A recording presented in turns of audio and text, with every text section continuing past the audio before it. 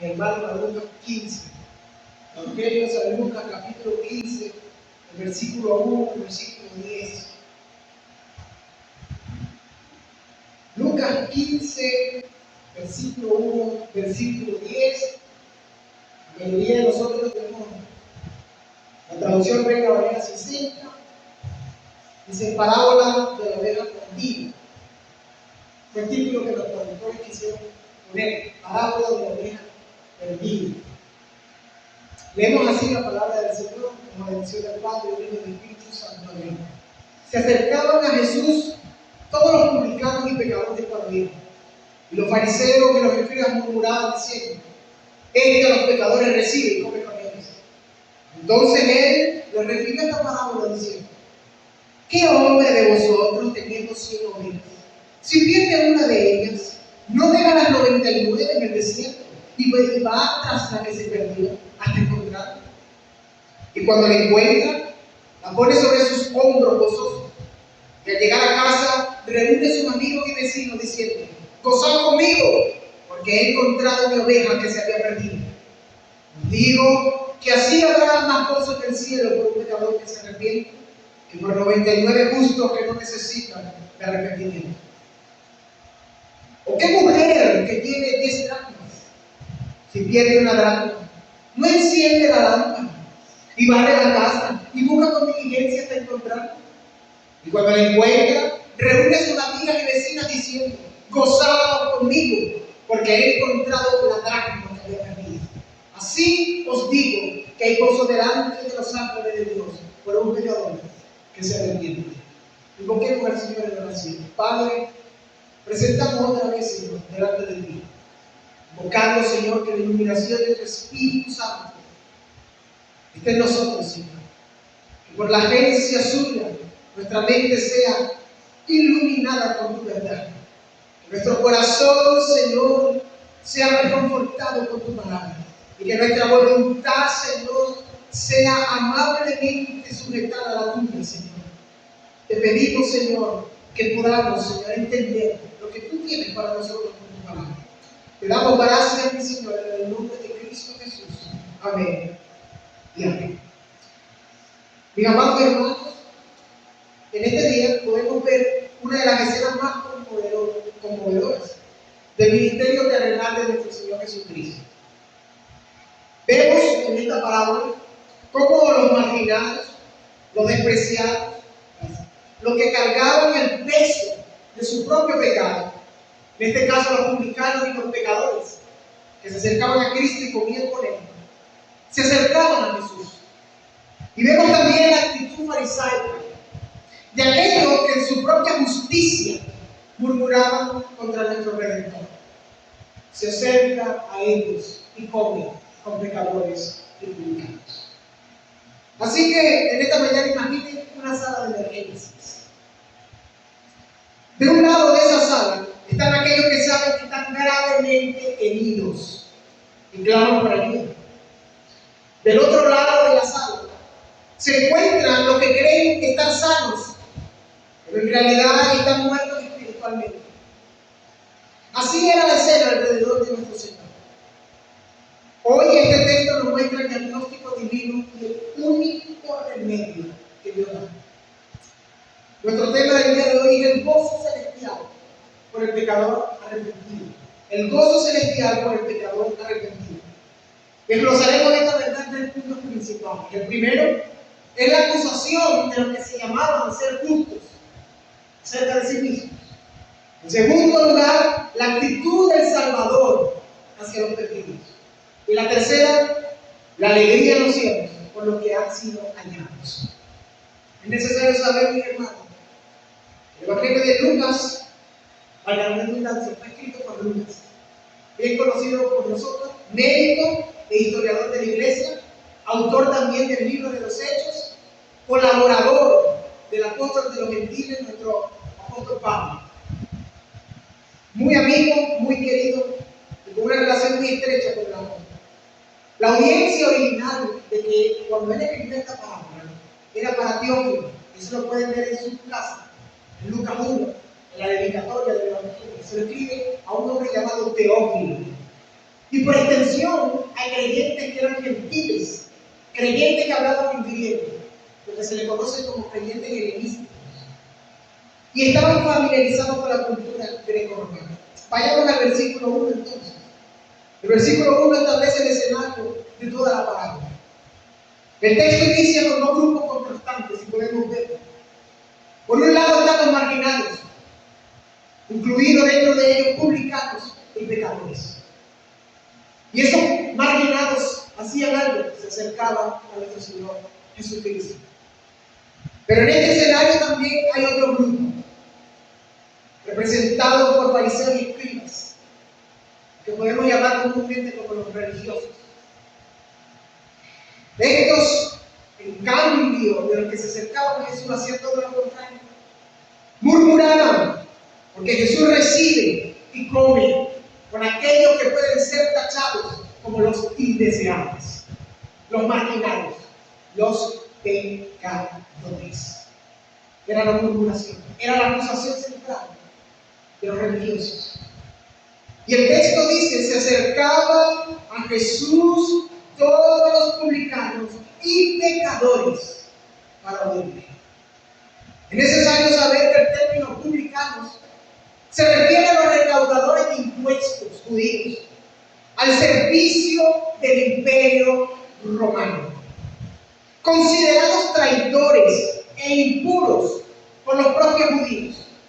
Es decir, para el ojo de la nación judía, ser un publicano es lo que para los ojos de un venezolano es trabajar para el gobierno. Pero era mucho más grande, porque no era una traición hacia el pueblo mismo, a favor de un rey judío humano, sino una traición étnica, racial, nacional y religiosa. Eran los perros de la nación judía. Un publicano no era bien recibido. Era un usurpador del dinero de mi familia, era un usurpador de la herencia de mi padre, era un usurpador de la gloria de la nación étnica y religiosa de Israel. No era bien recibido. Pero la Biblia también dice pecadores. Y para nosotros, publicano y pecador nos englobamos al mismo texto. Ahora hay que pensar como pensaría un judío y lo que Lucas quiere transmitir. El término pecador denota a aquellos que vivían en abierta violación a la ley mosaica, la ley que se le había dado a Moisés. Prostitutas, ladrones, asesinos, fornicarios, adúlteros, paganos, idólatras, que por lo tanto merecieron la pena de muerte. Y si nosotros pensamos y nos ponemos a razonar, ¿quiénes fueron los que recibieron la gracia en cada historia del Nuevo Testamento? ¿Pecadores o religiosos? Pecadores. Los marginados, recaudadores de impuestos y aquellos conocidos como pecadores, dice la Biblia que se acercaban a Cristo para oírle. Persistían en creer en Cristo, persistían en acercarse. Y la pregunta que nosotros debemos hacer es ¿por qué? La respuesta es clara: para oírle. Pero había en el Señor Jesús una atracción irresistible para los que estaban conscientes de su necesidad. No le iban nada más a oír como un dedo filósofo moral. Porque si estamos claros, y creo que aquí hay caras conocidas que son viejitos en el Señor, y por lo menos saben algo de Biblia, ¿qué dijeron el pueblo cuando escucharon a Cristo hablar? Este no habla como los fariseos, este habla como quien tiene autoridad. Muchas veces malinterpretando este versículo, se pensaba que Cristo hablaba, ¡no! Este yo tengo, estoy lleno de poder. No. Cuando ellos dicen, este no habla como los fariseos, este es el hombre congruente, tanto en discurso como en obra. Todo lo que dice es cierto. Y todo lo que dice lo hace. No vemos inconsistencia en el discurso. No vemos inconsistencia en su manera de expresar su mensaje. No vemos inconsistencia en su vida. Es que no es como lo que nosotros estamos acostumbrados a ver a los fariseos. ¿Cuál fue la advertencia del Señor? Hagan lo que ellos les digan que deben hacer, pero no hagan lo que ellos hacen. Y ese es el entendimiento. Pero vemos en este cuadro que aquellos que reconocían su condición de perdición venían al único que podía salvarlos. No venían con orgullo, el texto no lo dice. No venían con autosuficiencia, el texto no lo habla. No venían con autojustificación, venían con necesidad. Porque si ponemos a reflexionar para oír, para estar atentos y prestar la verdadera atención a las palabras, se requiere una motivación interna. Esa motivación se llama necesidad. Cuando nosotros escuchamos, por ejemplo, a las personas que hablan, es porque no nos importa un poquito lo que están hablando. No lo vemos necesario. Pero los pecadores y los publicanos sí lo veían necesario. ¿Por qué? Muchos dirán porque reconocían su necesidad. Perfecto. Pero ¿por qué reconocían su necesidad? Muchas veces esta parábola está endiversada con el sentimentalismo y el romanticismo dentro de las iglesias evangélicas. Ellos fueron porque eran buenos. Ellos fueron porque fue producto del Espíritu Santo dentro de su corazón. El Espíritu Santo crea una necesidad salvífica en el hombre. Y esta idea la vamos a explayar más adelante. Vayamos al versículo 2, dice: los fariseos y los escribas murmuraban. Aquí vemos el otro grupo. ¿Qué decían los fariseos? ¿Qué decían los doctores de la ley, los escribas? Una objeción. Es despectivo, ¿no?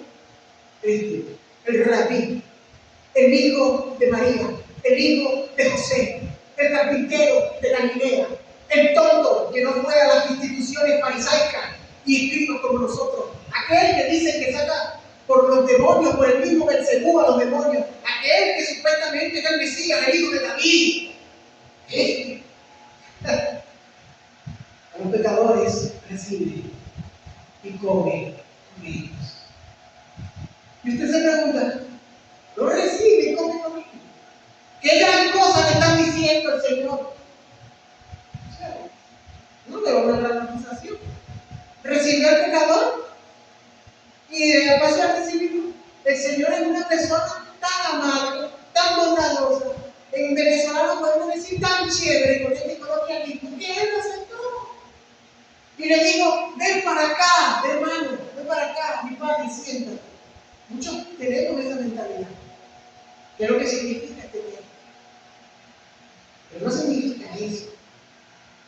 El verbo en griego de murmurar implica un resentimiento que es profundo.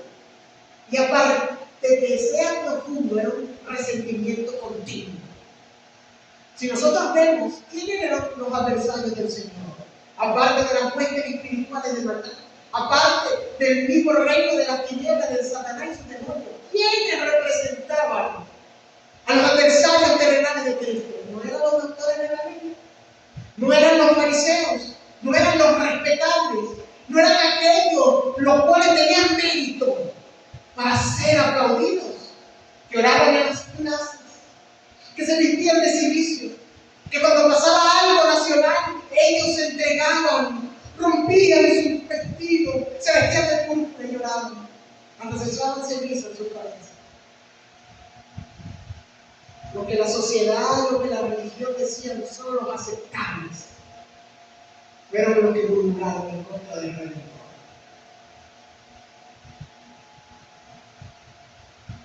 La acusación que hacen los fariseos de recibir pecadores, y no tan solamente de recibirlos, sino de sentarse y comer con ellos, es la acusación teológica más grave que se podía hacer dentro del celo farisaico del judaísmo del primer siglo.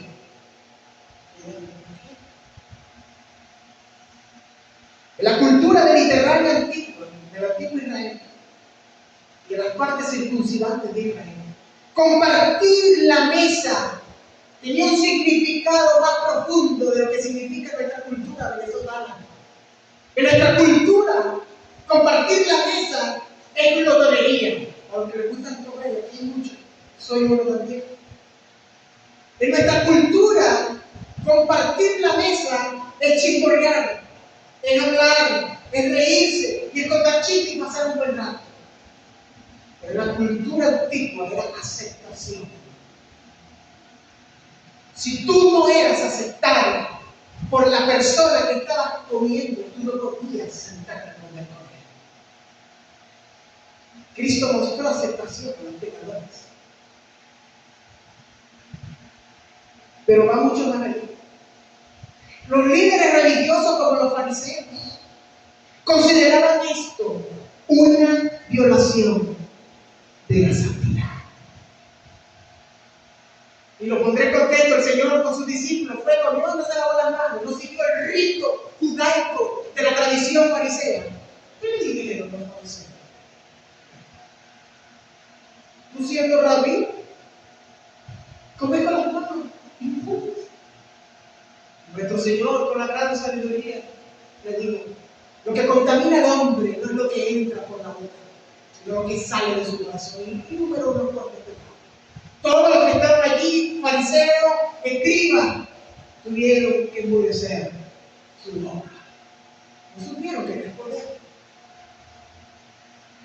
Entonces los fariseos pensaban: este hombre que se llama el Hijo de Dios, que dice ser el Mesías, que dice ser un rabí, que dice saber interpretar a Moisés, que aún tenemos conocimiento que en una sinagoga judía él entró, habló en un libro de Isaías y se dijo que él mismo era el Mesías. Y cuando el sumo sacerdote le preguntó, la ley de Moisés condena esto, él mismo fue el que dijo: yo soy la ley de Moisés. Y viene y come con los indeseables, viene y come con un publicano, viene y come con un pecador. Es imposible para nosotros. La mente del religioso es inaceptable. Es inaceptable. Es inaceptable amar al pecador y rechazar su pecado. Porque para su mentalidad, para la mentalidad religiosa, mi vida no se define por lo que fui creado, sino por todo lo que yo he tenido mérito. Si hago algo, lo merezco. Y si dejo de hacer, se me acaba mi mérito. Esa es la mentalidad del religioso. Era la mentalidad del fariseo. Entonces aquí vemos un corazón regenerado, lleno de qué, de amor o de miseria, del fariseo, lleno de absoluta miseria. Los fariseos, cuyo nombre significa separados, se consideraban puros, santos, dignos. ¿Qué dice el apóstol Pablo en la carta a los Romanos? Que la ley es santa, es justa y es buena. Estos tipos agarraron ese adjetivo que calificaba la ley de Dios como santa, justa y buena, y se la pusieron a sí mismos. Somos santos, somos justos y somos buenos. Porque supuestamente en nuestro entendimiento nosotros cumplimos la ley. Su religión era una religión de exclusión, de mérito humano, de obras de la ley. Los fariseos, en su celo de la ley, habían desarrollado tradiciones. ¿Cuál fue la acusación verídica que Cristo le dijo a los fariseos? Ustedes siguen más las tradiciones de sus padres que la ley de Moisés. Ustedes no son buenos intérpretes de la ley. Ustedes siguen lo que se han inventado. Habían desarrollado esa tradición y barreras para ellos evitar pecar. Esto es lo que le llamamos el uso restringente de la ley, contener el mal mediante normas externas. Pero mis hermanos, la ley puede restringir conductas externas. La ley puede infundir miedo a golpear a una persona porque sufriremos las consecuencias. La ley puede infundir miedo de ir y con todo el odio que tenemos en nuestro corazón, verterlo hacia alguien para matarlo, porque decimos: es mejor tener un odio encubierto que ser reconocido por la sociedad como un desgraciado asesino. Pero fue el Señor Jesucristo que le dijo: habéis oído, no matarás. Fariseos hipócritas. Yo digo que el que tenga odio en su corazón ya no es asesino. Ya ha matado. Los fariseos guardaban la ley expertamente, pero sus corazones estaban llenos de juicio y condenación hacia otros. Mientras se creían guiados por la ley, estaban quebrantando su espíritu más profundo, lo que vimos hoy con el hermano. ¿Cuál era el espíritu más profundo? El amor a Dios y el amor al prójimo. Lo quebrantaron, totalmente quebrantaron. Así que imaginemos la escena. Jesús, rabino, hijo de María, hijo de José, famoso, pero no famoso de una buena manera por los religiosos. Era famoso de una mala manera por ellos, pero era famoso y querido por los pecadores.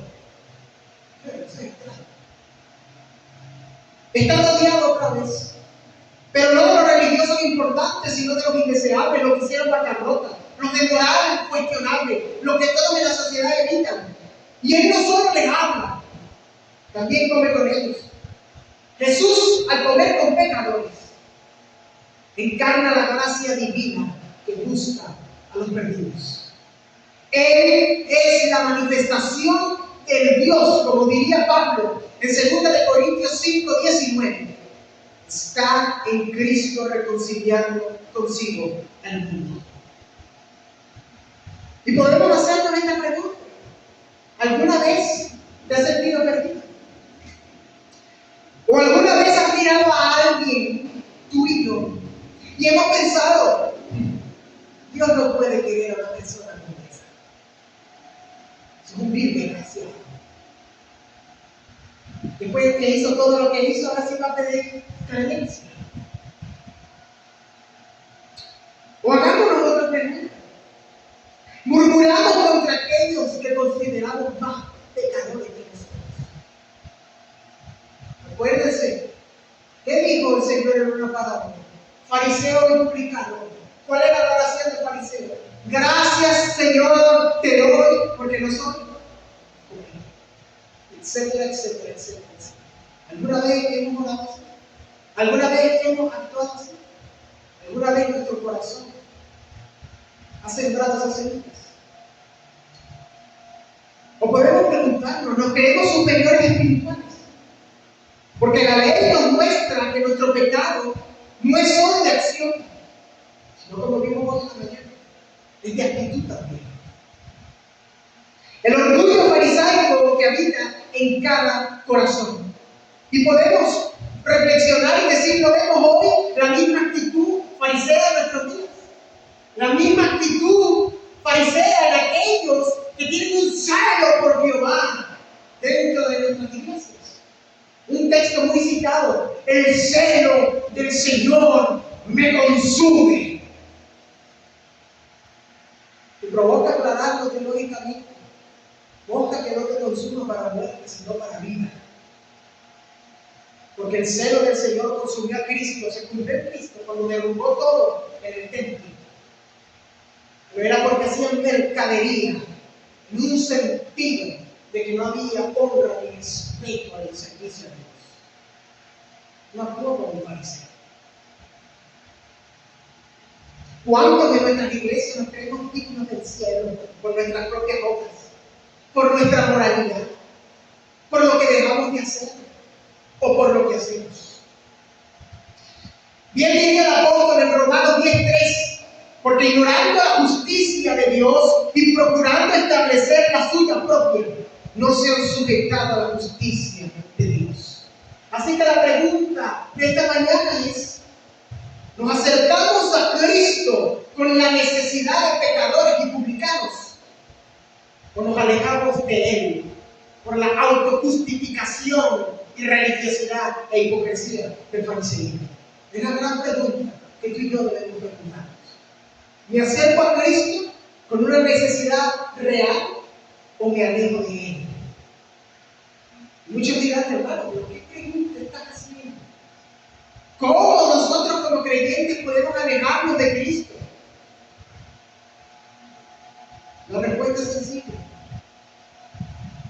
O dejamos de confiar en su justicia y empezamos a confiar en nuestra justicia propia, en base a métodos propios, nos alejamos del Señor.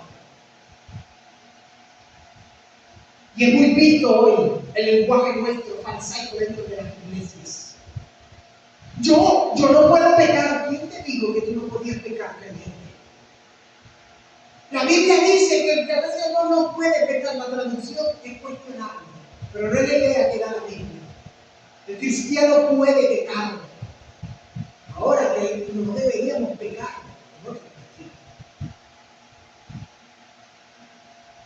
no puedo pecar. ¿Cómo que no puedes? Puedes mentir, o nunca hemos mentido. Podemos matar, que por la gracia de Dios no hemos llegado a esto con gratitud. Podemos robar. Hemos vendido una religiosidad de que somos los perfectos. Y eso es fariseísmo, ¿no? Porque en el momento que nuestra propia confianza se basa en nosotros mismos, es el momento en el cual el creyente ha caído en la gracia de Dios. ¿Qué hacían los fariseos con la ley?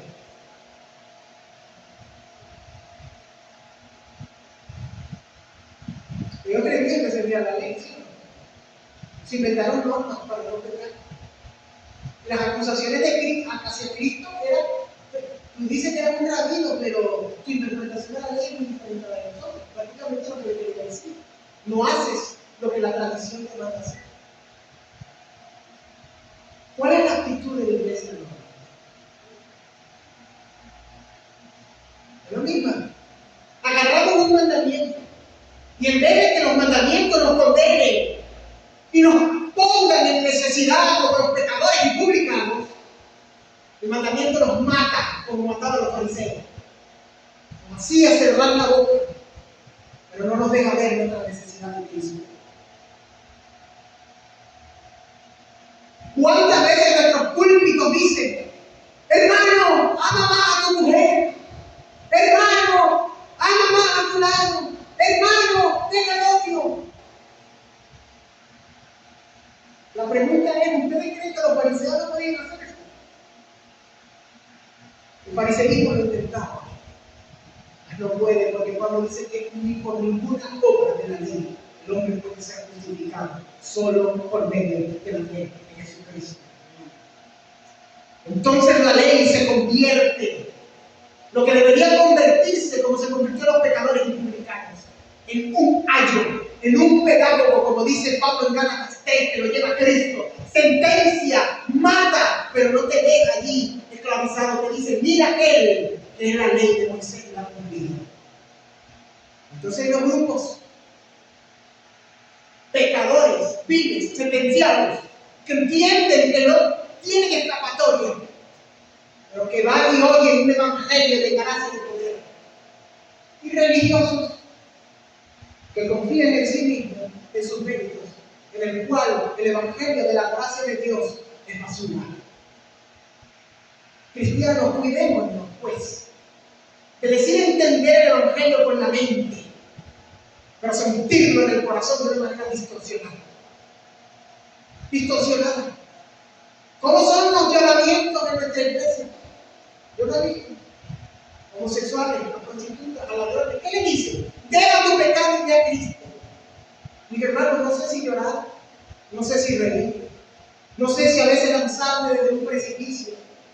La pregunta es: ¿cómo alguien puede venir a Cristo? ¿O cómo alguien puede dejar su pecado si antes no ha venido a Cristo? Te pregunto a ti, creyente, ¿cómo supiste que eras pecador? Cuando tu vida se expone a la ley de Dios. Pero cuando fuiste perdonado, cuando intentaste cumplir la ley o cuando aceptaste y descansaste Cristo en mi justicia. Cristo en mi justicia. Es diferente. Ahora eso nos da el poder para vivir en conformidad no perfecta, sino en obediencia en amor hacia Dios. Pero los fariseos no entendían esto. El murmullo de los fariseos revela el conflicto central.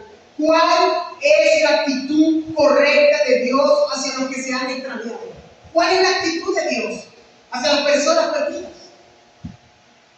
¿Es el desdén distante del fariseísmo religioso? ¿O es la acogida cercana que Cristo hizo por los pecadores? Es una gran pregunta. Porque el evangelio bíblico y el fariseísmo tienen un Dios totalmente diferente cada uno. En el fariseísmo el Dios es un verdugo. Lo que llamamos nosotros legalismo y religiosidad. El Dios de la Biblia es un Dios justo y santo, que es amor. Totalmente diferente. Totalmente diferente. Pero veamos la actitud del Señor frente a esta acusación. ¿Qué dice el versículo 3? Entonces Él le refirió esta parábola diciendo: ¿qué hombre de vosotros, teniendo 100 ovejas, si pierde una de ellas, no deja las 99 en el desierto y va tras la que se perdió y hasta encontrarla? Y cuando la encuentra, la pone sobre sus hombros gozoso, y al llegar a casa reúne a sus amigos y vecinos diciendo: gozaos conmigo, porque he encontrado una oveja que se había perdido. Os digo que así habrá más gozo en el cielo por un pecador que se arrepiente que por 99 justos que no necesitan de arrepentimiento. Frente a esta acusación, nuestro bendito Señor no respondió con argumentos filosóficos, ni éticos, ni morales, sino con dos parábolas que revelan el corazón mismo de Dios. Él hace esa pregunta retórica: ¿quién de vosotros, teniendo 100 ovejas, si pierde una de ellas, no deja las 99 en el desierto y va tras la que se perdió hasta encontrarla? Mis hermanos, la expectativa cultural es que cualquier pastor de ovejas normal que esté pastoreando y se quiera considerar un pastor responsable de su trabajo, haría exactamente eso. Dejaría las 99 y va a buscar la que. Eso es lo que haría un trabajador responsable. El texto enfatiza la acción del pastor. ¿Qué hace? Hay un desdén, hay un desgano. Dice: bueno, no importa, tengo 99. En la otra temporada de apareamiento me nace otra. Y la número 100 que se pierde me da igual. Algunos por flojera pensarían así. Otros porque como no la tienen. A lo mejor digamos que la ovejita es fea. Y otras son blancas, y esta mucha es toda gris. Y además le salió un consuelo aquí, está infectada. Un perniquebrado, tiene la pata quebrada, se la tendrá otra vez porque es necio. Déjala que se vaya. El pastor no hace eso. Deja las 99. Entonces, ¿qué dice el texto? ¿Las deja en el corral? ¿Las deja en el granero? Las deja en el desierto. En un lugar donde los lobos, donde en el antiguo Israel había leones asiáticos, donde había leopardos también y osos, podían devorar las ovejas. Las deja allí y va en busca de la pelea. ¿Quién encarnaba esto? ¿Cristo o los fariseos? Respóndase su mente. El clímax de esta parábola no es solo el hallazgo, no es nada más que la encontró, sino lo que hizo con ella al encontrarla. ¿Qué hizo con ella? ¿Qué dice la Biblia? La golpeó, la escupió, le reventó las patas traseras, todas, y después le montó allí, y la vendó y le puso unos palitos para que se recuperara. La actitud era agarrarla, la puso sobre sus hombros, que es un gesto tierno de cuidado y de posesión, y convoca a una celebración comunitaria porque dice: gozaos conmigo porque he encontrado mi oveja que se había perdido. Pero miren lo que dice el versículo 7: os digo que así habrá más gozo en el cielo por un pecador que se arrepiente que por 99 justos que no necesitan de arrepentimiento. Hay que hacer una aclaratoria. El Señor es maravilloso, porque nos han vendido a nuestro Señor Jesucristo, y yo lo diré así con todo respeto. Yo le llamo eso el Cristo de cartón, un ser paupérrimo y débil, un Cristo casi tonto, pusilánime. Nuestro Señor vive en debilidad, pero no se nos olvide que Él era Dios hecho hombre. Sabía todo. Y el Señor hace aquí una ironía divina. Diga, pero ¿por qué hay una ironía divina? Vea lo que dice. Os digo que así habrá más gozo en el cielo por un pecador que se arrepiente que por 99, entre comillas, justos, que no necesitan de arrepentimiento. El Señor hace una respuesta irónica al fariseísmo de su época que dice: el cielo goza, el cielo grita, el cielo se alegra, mi Padre se alegra, los ángeles se alegran, toda la comunión de los santos se alegran cuando hay los hijos de Abraham son salvos. Se alegra más que con ustedes, justos, que tienen una actitud de corazón, de indiferencia. No necesitamos la actitud. Y ese es el punto central de este tema. Venir a la iglesia no nos hace santos. Cantarle himnos al Señor, cánticos espirituales, no nos hacen solícitos o un veredicto de que entendamos la gracia de Dios. En la teología cristiana siempre te han dicho que la verdadera marca de un hijo de Dios es el arrepentimiento. ¿Qué es eso? El arrepentimiento no es que nos estamos... El arrepentimiento no es producido por nosotros tampoco. Ay, yo me quiero arrepentir. El arrepentimiento no es un simple pedir disculpas, me equivoqué. El arrepentimiento fue la obra del Espíritu Santo en nosotros, que nos es regalada como un don. Y una vez dada, el hombre libremente, con la fuerza del Espíritu, se arrepiente de su pecado, porque es la obra del Espíritu dentro de él. No queda de otra, no hay otra salida. Él ve su pecado, él se ve a sí mismo y no está siendo obligado por Dios con un revólver y le dice: arrepiéntete. No. Ha sido constricto y ha sido humillado por el propio Espíritu Santo, que convence de justicia, de pecado y de juicio. Y dice: sé propicio a mí, Señor, que soy un pecador. Pero no se queda en lo que Pablo dice, que la tristeza que es según el mundo produce muerte. No, se queda en lo que Pablo dice, que la tristeza que según Dios produce arrepentimiento y vida. Él no se queda viéndose a sí mismo, sino que dice: tú eres mi justicia. No se queda el hombre encerrado en sí. Él ve a Cristo. Entonces el Señor hace eso. Aquí se presenta la iniciativa divina. La salvación, no como hoy se dice, que comienza con nuestra búsqueda de Dios, que comienza con nuestra elección, que comienza porque yo quise buscarlo. Tu salvación, mi hermano, es mi salvación, nuestra salvación, comienza porque ese pastor con un poco estamos perdidos. Tú y yo somos esa oveja, Él es el pastor. Esa es la verdad del asunto. El pastor sale y busca la perdida. Cristo es el buen pastor que dice: el buen pastor de su vida por las ovejas. Vino a buscar y a salvar lo que se había perdido. Otra pregunta de introspección. ¿Aún sentimos esa constricción de lo que éramos?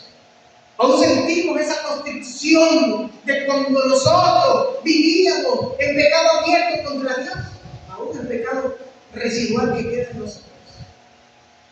O ya no creemos como los fariseos, justos siempre justos. El apóstol Pedro, en una de sus cartas, dice: ninguno se olvide de dónde Dios nos sacó. Revístanse ahora. Y pone varios frutos allí. Y para enlazar lo que vimos esta mañana en la clase bíblica, tú y yo no podemos disfrutar del fruto, escucha la palabra, disfrutar del fruto del Espíritu, hasta que ustedes y yo conscientemente traigamos a la memoria lo que éramos en Cristo. que podamos decir como Pablo, antes yo fui perseguidor de la iglesia, no soy digno de lo que se me haya dado, pero ahora por la gracia de Dios yo soy lo que soy. No me quedo en llorantina, no me quedo en angustia, no me quedo en depresión, no me quedo en miedo. Fui lo que fui, pero por la gracia de Dios ahora soy lo que soy. No soy un fariseo, sigo siendo el mismo pecador, pero un pecador amado, comprado, aceptado y redimido. Que la promesa de Dios está en nosotros. El que comenzó la buena obra, la perfeccionará. No depende de nuestros sentimientos, pero nuestros sentimientos nos juegan unas malas pasadas, como dirían en España. Nos juegan mal. Y a veces sentimos que no somos amados, a veces sentimos que no, el Señor te ha ido. ¿Dónde estás en esta oración? ¿Dónde estás en mi aflicción? ¿Dónde estás en mi prueba? No te veo, Señor. Velo aquí. El buen pastor. No necesitaba por qué buscarlo, porque ovejitas muy lindas no eran. No tan solamente nos buscó y nos capó, sino que también dice el buen pastor dio su vida por las ovejas. Qué grande nuestro Señor. De las Escrituras, las ovejas representan al pueblo de Dios. Y note que la oveja no se perdió por accidente. Se extravió por su propia necedad, por seguir su propio camino. Asimismo, el pecador se aparta por su propia voluntad pecaminosa.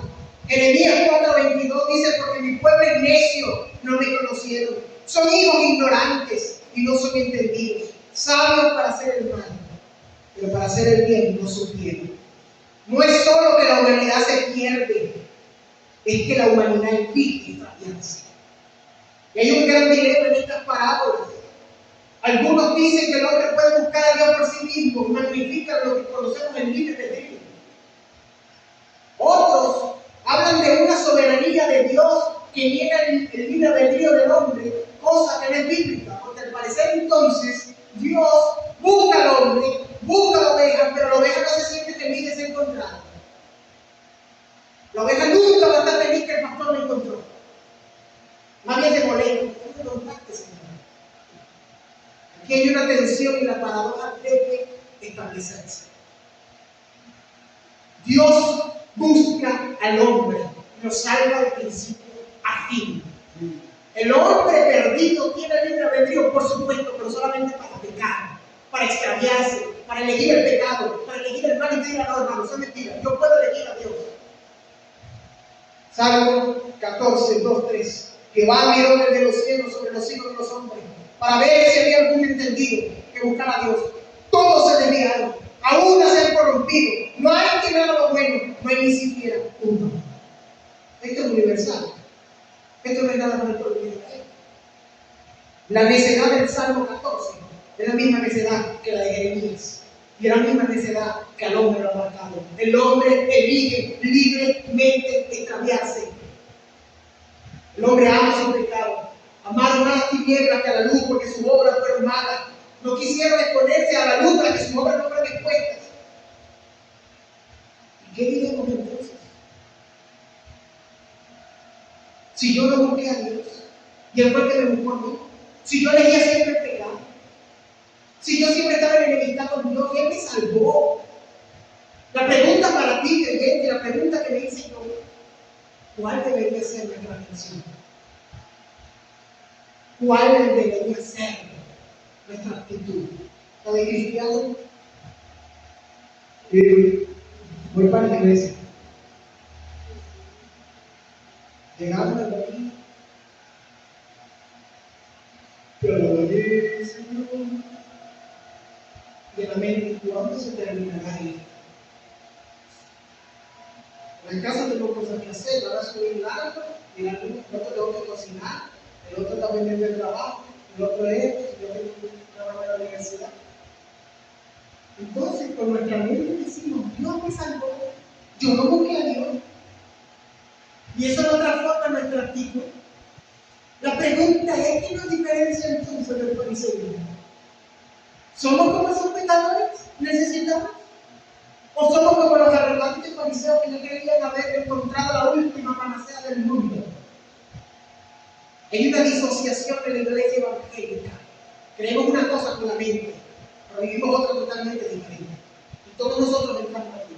toditos.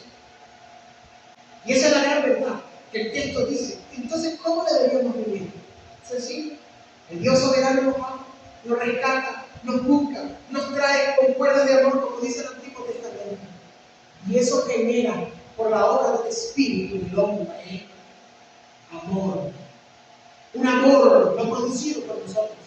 Un amor no adulterado por nosotros. Un amor genuino que es inexplicable para el propio creyente. Pregúntese usted mismo, ¿por qué usted ama a Dios? O hagámoslo una gran pregunta, porque a mí me encanta la duda. Un poco de duda no es malo para reflexionar. Decimos amar a Dios. Decimos estar agradecidos con Dios. Pero ninguno de nosotros, muchas veces se nos pregunta y no sabemos ni cómo bíblicamente decir, Dios me amó tanto que dio su Hijo por mí.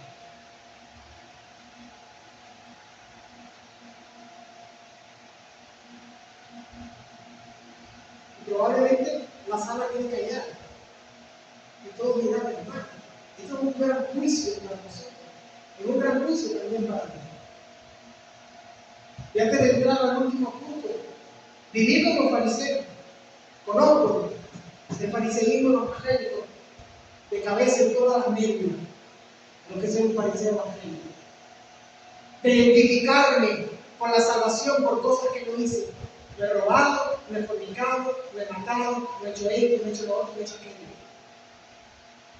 Sé muy bien lo que se siente ver a los pecadores como la basura más grande del mundo. Y sé también que sentirse lo más alto y lo más sublime aún siendo nada. Eso es lo que hace el fariseísmo. Y eso, mis hermanos, discúlpenme la expresión, eso es lo que hace el maldito legalismo de las iglesias. ¿Y por qué digo maldito? Porque Pablo dice que predique otro evangelio sea maldito. Y el fariseísmo evangélico, el fariseísmo dentro de nuestras iglesias, el legalismo dentro de las congregaciones va a ser y es condenado por el Dios santo, justo y lleno de toda honra. ¿No es verdad? El problema no está en que si somos fariseos externos, el problema bíblico es que si somos fariseos del corazón. Esa es la gran pregunta de esta mañana. Pero alabamos al Señor. Entendemos que Cristo es el cumplimiento del anhelo de salvación de Jeremías y del Salmo 14 que leímos esta mañana. Jeremías anuncia el viento de juicio, pero Jesús sopla el viento de la gracia que busca. El Salmo clama por la salvación que saca de Sion. Jesús es esa salvación personificada que sale de Jerusalén para buscar y salvar. Nuestro Señor Jesucristo es ese pastor que deja las 99 y va tras las perdidas. Es el buen pastor que no espera que la oveja vuelva por sus propios medios. Es el pastor que deja las 99 y se adentra en el desierto, asumiendo un riesgo. Él va en busca, él toma la iniciativa. Y cuando encuentra a la oveja, no la regaña, no la golpea, sino que la carga sobre sus hombros. Esa es la obra redentora de Cristo en la cruz, cargando con nuestros pecados. Jesús se identifica con una profesión despreciable. Es el pastor. A uno de los ojos judíos era despreciable, para mostrarnos que no le importa su reputación, le importa su culto, le importa yo. Porque en la parábola no le importó que el fariseo murmurara de él, no le importó su reputación, le importó a aquellos hombres y mujeres que reconocían por la agencia del Espíritu Santo su necesidad. Todo mérito queda excluido. Pasemos a la última. ¿Qué dice el versículo 7? Digo que así habrá más gozo en el cielo por un pecador que se arrepiente que por 99 justos que no necesitan de arrepentimiento. Aquí llegamos al clima de nuestra predicación.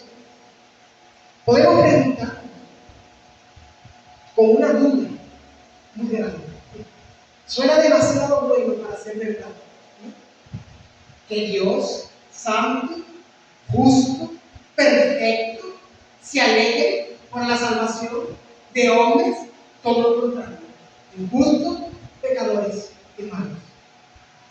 La duda puede crecer y podemos decir, suena demasiado bueno para ser verdad. Dios celebrando por un pecado. Nunca te lo has preguntado, creyente. Le dirás, hermano, ¿qué quieres decir? La vida está perdida. ¿Sabes cuál es la desgracia de un cristiano? La mayor desgracia, la mayor miseria.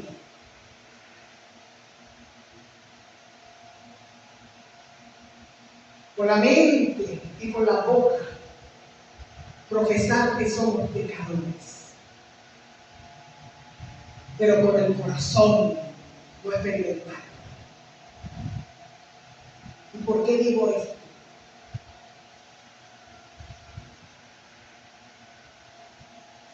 Sí, yo sí salvo, sí, para la gloria del Señor.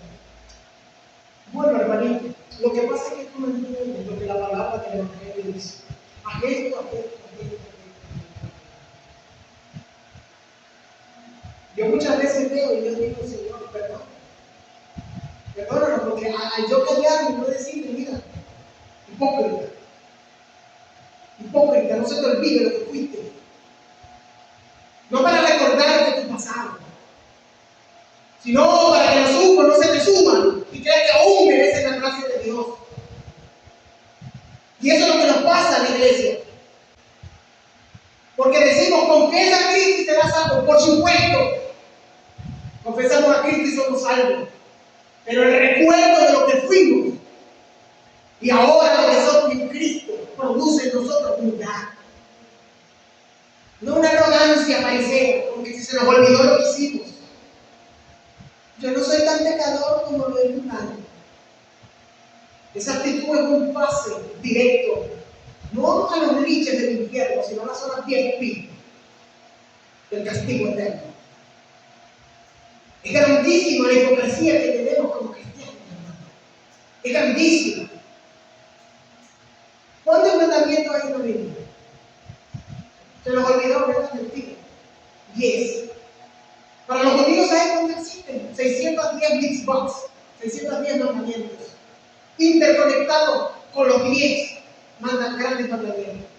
Y esos 616 mandamientos aún siguen vigentes hoy condenando al creyente. Para que el creyente vea que su propia justicia no puede, pero que vean el pago completo de Cristo en la cruz, que digo, consumado es. ¿Qué debe producir en el creyente? Arrogancia o humildad, gratitud o indiferencia.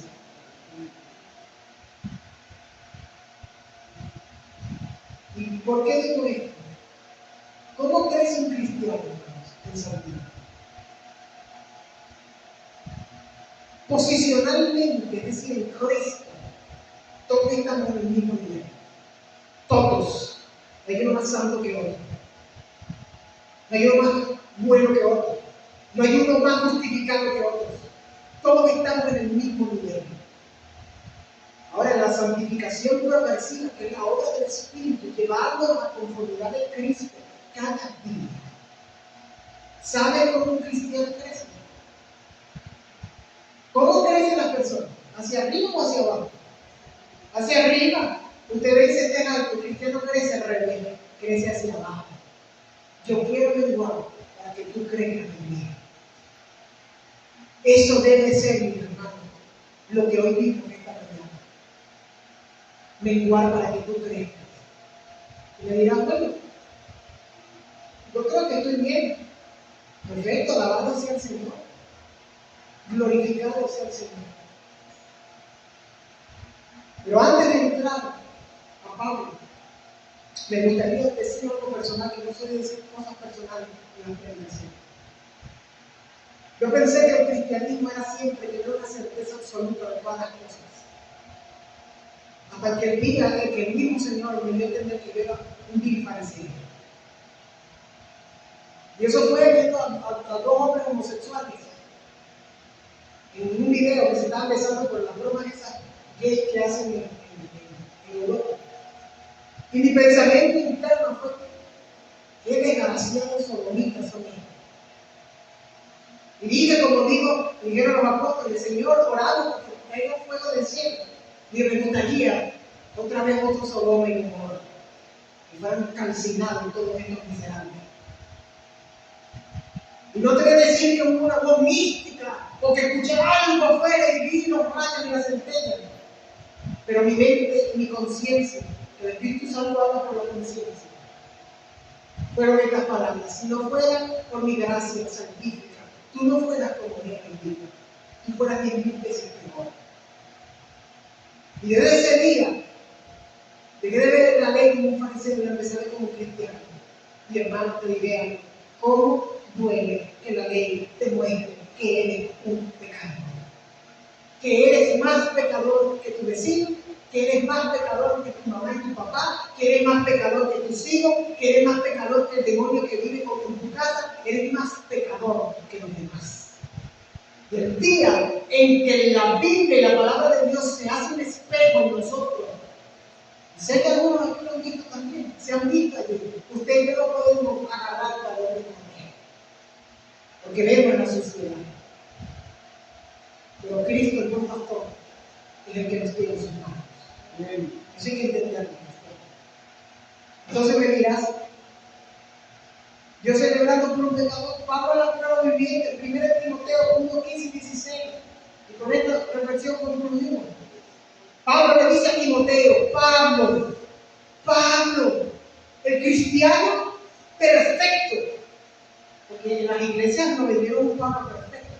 Pablo no era perfecto, mi hermano. Pablo era el creyente, digo yo, en mi opinión, no estar equivocado, que más entendía su necesidad de la gracia. Sabía que era un vil sin Cristo. Todo lo tengo por basura para ser hallado en Cristo. Y en 1 Timoteo, a su gran hijo espiritual en la fe, a su pequeño hijo, le dice a Timoteo: Jesús vino al mundo para salvar a los pecadores, de los cuales yo soy el primero. No dice soy el último, soy uno entre tantos. Tampoco lo dice con una falsa humildad: yo soy el primero. Lo dice con un sentimiento de verdad: yo soy el primero. Yo no me dejo ser apóstol de Cristo, yo perseguí a mi iglesia. Pero también digo: ahora por la gracia de Dios yo soy lo que soy. Confío en Él, no en mí. Y hay que entenderlo. Pablo era la ovejita perdida, la oveja negra que perseguía a la iglesia. Pero Jesús lo buscó y así hizo. Gozo por el primero de los pecadores. Entonces también hay gozo por todos nosotros. Este texto, mis hermanos, nos lleva directamente al Gólgota, nos lleva directamente a la cruz del Calvario. La cruz es el lugar donde el gozo celestial se compró con la sangre de Cristo, con el sacrificio hecho una y sola vez para siempre. El arrepentimiento es posible porque Cristo cargó con nuestros pecados en la cruz. Jesucristo es la máxima expresión de esta búsqueda. En la cruz, el pastor fue herido por las ovejas. La luz fue apagada momentáneamente para iluminarnos a nosotros para siempre. Su resurrección asegura que su búsqueda es efectiva. Mis hermanos, la cruz de Cristo es la búsqueda máxima de Dios. En palabras de nuestro Señor en Lucas 19:10, porque el Hijo del Hombre vino a buscar y a salvar lo que se había perdido. Él se dio a conocer en Cristo y lo conocemos a Él en Él. Hemos sido hallados en Él, dice Pablo en Cristo, aceptados en Él, amados en Él, sentados en las regiones celestes en Él. Y con esto concluyo: fuera de mí nada podéis hacer. Cristiano, fuera de Cristo no puedes hacer nada. Fuera de Cristo no haces absolutamente nada. Así que es mejor ser escupidos y execrados, pero teniendo la necesidad de un publicano y un pecador, de ser aplaudido, lisonjeado, amado y aclamado por las masas, de ser un vil y desgraciado fariseo. Y esa es la pregunta hoy. ¿Abrazarás el fariseísmo que está dentro de tu corazón o te rendirás al Dios de gracia, que acepta y come con el pecador? Y le dice, como a la mujer, ¿dónde están los que te acusan? Y yo te condeno, mujer, vete y no peques más. Esa es la pregunta cristiana. ¿En qué grupo estamos? ¿En el fariseísmo o en el verdadero cristianismo? Que dice, basta de mi gracia, mi poder se perfecciona en tu debilidad. Por lo tanto, si la palabra nos confronta, si te crees fariseo, si te crees religioso, te quiero decir que Cristo te llama a reconocer tu verdadera condición. Primera de Juan 1:8 dice, si decimos que no tenemos pecado, nos engañamos a nosotros mismos y la verdad no está en nosotros. Si eres como esos publicanos y pecadores conscientes de tu culpa y de tu pecado, hoy Cristo te recibe. Él no te rechazará. Como lo dijo en Juan 6:37, al que a mí viene, yo no le echo fuera. Y si ya has encontrado al buen pastor en tu vida, recuerda que hay gozo por tu conversión. Recuerda que hay gozo por tu salvación. Pero el llamado es este: vive, o mejor dicho, vivamos a la altura de ese valor que Dios nos da. Vivamos conforme a nuestro llamamiento santo. No una santidad fingida, que pesa, que manda, que lo único que hace es intoxicar el alma y el espíritu. ¿Por qué digo esto? Porque yo sé, he escuchado mucho, hablamos con muchos, y en mi propia vida lo veo. Hermano, quiero ser santo, pero no quiero ser santo, quiero ser santo, lo veo en mi vida también, esa desesperación. Pero la pregunta es, ¿será que yo soy un fariseo que no estoy confiando en Cristo? ¿Qué tal si yo voy en mi cuarto, allí en los secretos, y digo, mira, Señor, soy un vil pecador? ¿A dónde puedo ir si tú solo tienes palabras de vida eterna? No puedo, ya no puedo. Que tu poder se perfeccione en mi debilidad. Y crea, hermano, crea que la promesa se cumple, comenzó la buena obra del Señor. Por ello, Señor. Padre, te damos gracias por tu palabra. Te damos gracias, Señor. Que entendamos, Señor, lo que tú tienes para nosotros, Señor. Que es un alivio, un gozo. Y aunque muchas veces, Señor, duele porque nuestras ideas son corregidas por tu palabra, son corregidas por tu bien. Es por nuestro bien, perdón, para nuestro bien, por ti. Para que entendamos, Señor, que no eres ese Dios que nosotros creemos que eres, sino el Dios que te has revelado en tu palabra y a través de Cristo. Te damos gracias, Señor, en el nombre de Jesús. Amén y amén. Estamos despedidos.